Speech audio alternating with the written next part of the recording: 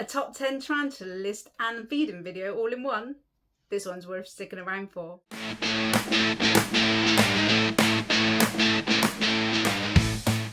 Hello and welcome back to the channel. Now today we are counting down my top 10 must-have tarantulas, and there's some awesome feeding footage throughout.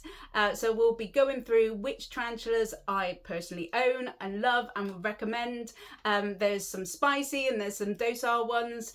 So if you're a beginner or you're knee-deep in enclosures like I am, there's something for everyone here. And if you like content like this, please don't forget to like and subscribe. And we will kick it all off with number 10. So to kick off this list at number 10 is the tarantula often dubbed the OBT, or orange bitey thing.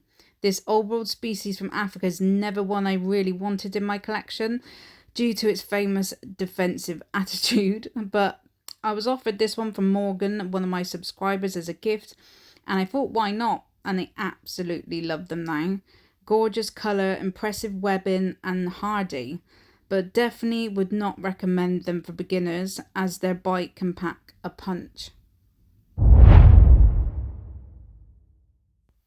At number 9, we have a species that is most people's favourite, well, definitely from what I've seen. So I had to include the green bottle blue, didn't I? If you want amazing colours, attitude and webbing chaos, this is a spider for you. This New World species from South America comes dressed like it's going to a rave. They are not exactly cuddly, but they're usually out and about, easy to care for, amazing feeders and web like their life depends on it. I think it's perfect for keepers who want flashy species without too much fuss. Now this is my little fellow or girl, not sure yet, but he's just grown his leg back, but he's still looking impressive. Number 8, Pamphobeteus species machala, the purple bloom. Now this is my gorgeous teddy bear of a spider. She's called Wanda, thanks to you guys with your help on my poll. She's big and bold, and the species is a serious showstopper. Though they can be skittish and have some wicked urticating hairs, the size and appetite and overall presence make them an exciting addition to any collection. Just make sure you have the space and lots of wormies for them. At number 7, we have Tula, my beautiful Brazilian blue. She was gifted for me for my birthday from my friend Nikki, which you might remember a couple of years ago.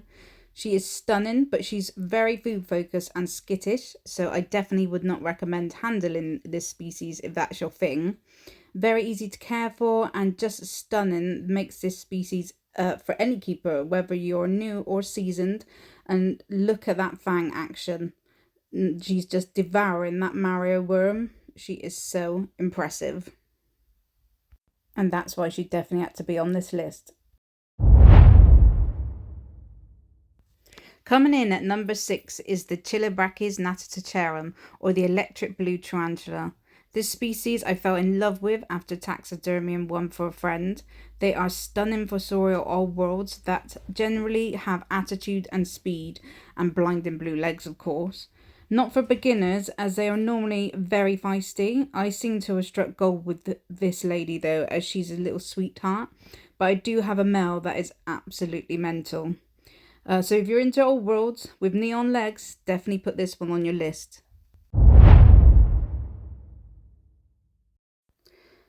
At number 5 is a tarantula on every beginner species list known, always recommended for beginners. They are the black Labrador of the spider world, the Grammostola pulchra.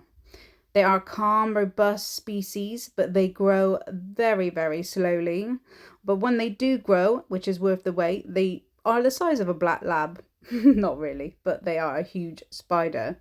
Now, they're not overly flashy, but with those beautiful velvety black tones and lovely temperament, it definitely should be on anybody's list, and that's why it's at number 5.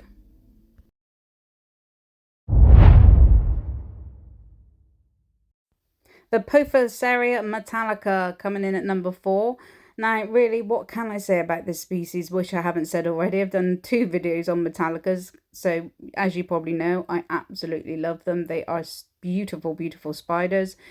Now, they are old world species. They do have some very potent venom, so I wouldn't recommend them for beginners, but they have to be on your list at some point.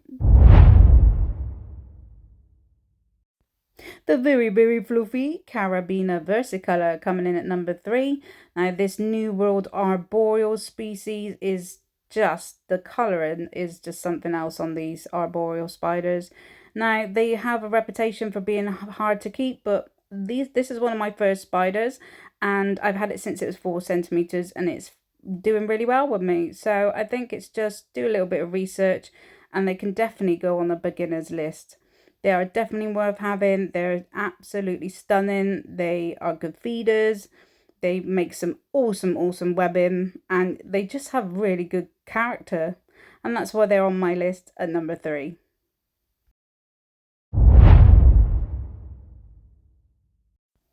Here is my first ever pet tarantula, and they are very underrated in the spider world as far as I'm concerned, and they are absolutely beautiful. Look at the fluffy hairs on their legs. And coming in at number 2 is the Tliltocatl albophilsum, or the curly hair tarantula.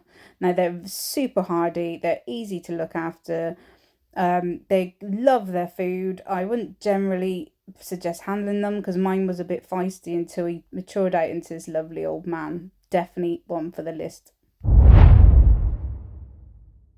Now, a couple of honourable mentions.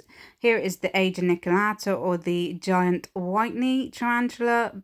Always a staple in the hobby, often recommended for beginners to intermediate. Beautiful.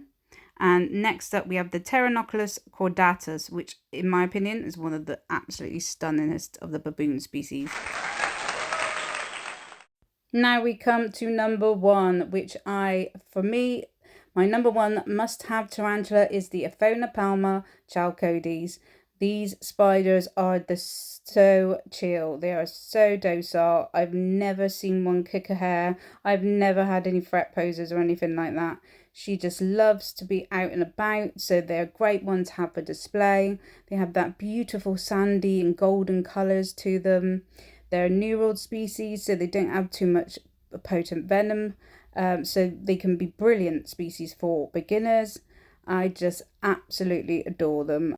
And that's why they're number 1. So what did you guys think of my top 10 lists? Please let me know in the comments what your personal top 10 lists would be for must-have tarantulas. I'd love to know, and we can, cross-reference. There might be some species that I've never owned.